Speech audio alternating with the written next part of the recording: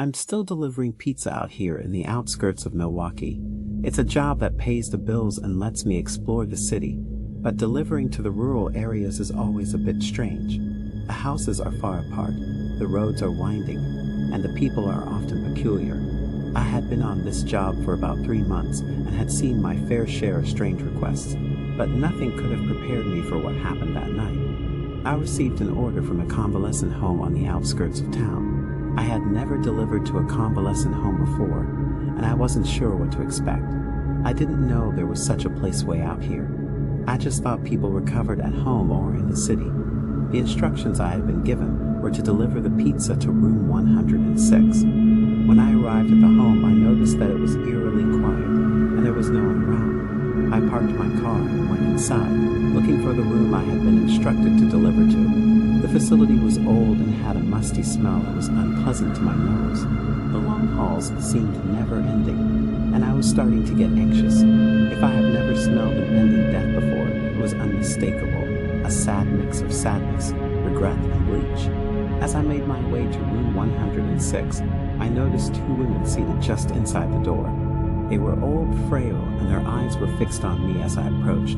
They were dressed in black, like nuns, but that was not really the vibe I got from them. They didn't say anything, but I could feel their eerie presence.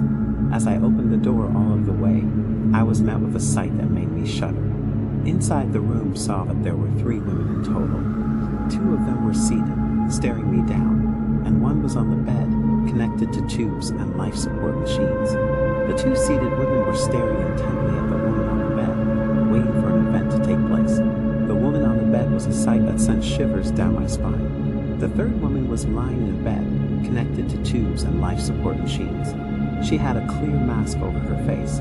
I guessed it was an oxygen machine. She was thin, her skin almost translucent. Her eyes were closed, and she looked like she was already halfway to the other side. I could hear the soft beeping of machines coming from her bed, and I could see the rise and fall of her chest as the machine helped her breathe.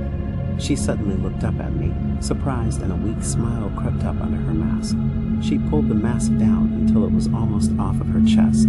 She wore a gray and white checkered hospital gown that did not hide the tubes and wires under the fabric. I assumed the woman on the bed was the one who had requested the pizza. She had been watching me falter while walking and had called out to me as I entered the room. "Can you help me up?" she said, her voice weak and raspy. "I want to enjoy my last meal." She gave a cross look at the 2 women who were sitting, staring back with a face full of hate and spite. The older woman on the bed only smiled back to the 2 sitting across from her and then back to me. I was hesitant. I didn't want to cause any trouble, but I could see that the 2 women were growing impatient. The 2 were identical. I assumed they were sisters. The younger of the 2, not by much, waved me on, and I went to the bed. They wanted the ordeal to hurry up so they could get what they had been waiting for. Reluctantly, I helped the woman on the bed to sit up and eat a few bites of pizza. As she ate, she began to speak to me. Can you believe that I have never had this before? The woman on the bed spoke between bites. I have been denying myself small things like this. It's too bad, really. The woman on the bed looked at me and leaned forward for another bite. You can ignore my ungrateful daughters. With that, she took an unexpectedly large bite. I noticed that she had all of her teeth and they were sharp, even and bone-white. "You have had your meal," the older sister hissed. "You now have your human sacrifice. Say your spell and let's be done with this." I shook and looked back at the sisters and then to the woman I was feeding. I had no idea what they were talking about, but at that moment, all I wanted to do was get the hell out, and fast.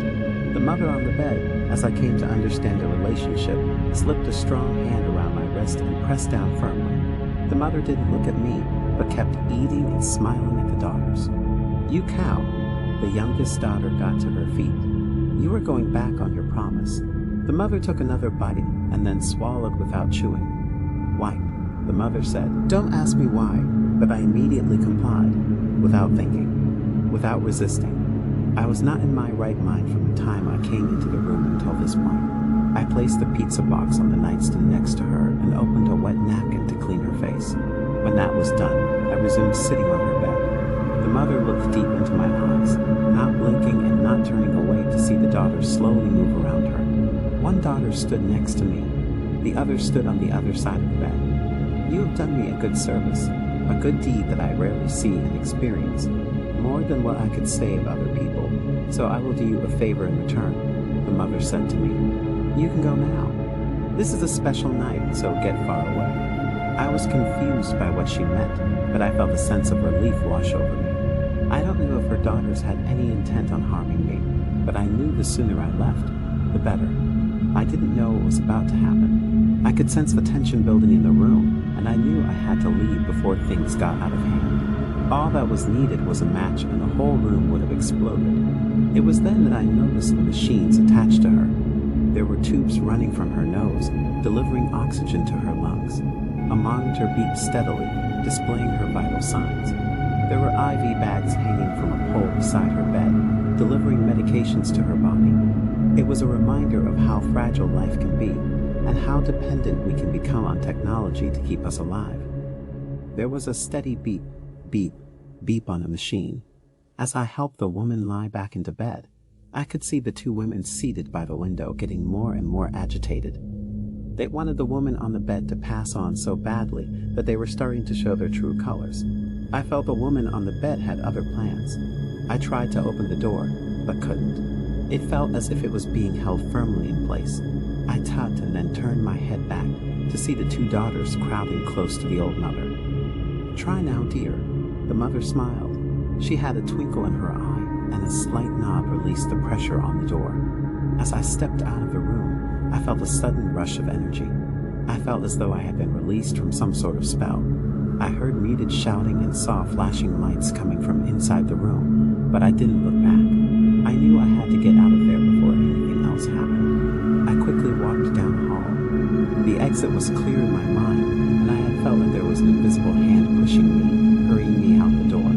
I didn't see anyone else, but I really didn't care to look all that hard. I left the convalescent home and got into my car. I sat there for a few minutes, trying to process what had just happened. I had never encountered anything like that before. As I drove away, I couldn't shake the feeling that I had just been a part of something sinister. Because the room was on the ground floor, I could just make out some flashes from the window. It looked like someone was playing a colorful movie on the television. It dawned on me that the room did not have a TV anywhere. I put the car in drive and drove like my life depended on it. That night, I had a restless sleep, filled with strange dreams and nightmares.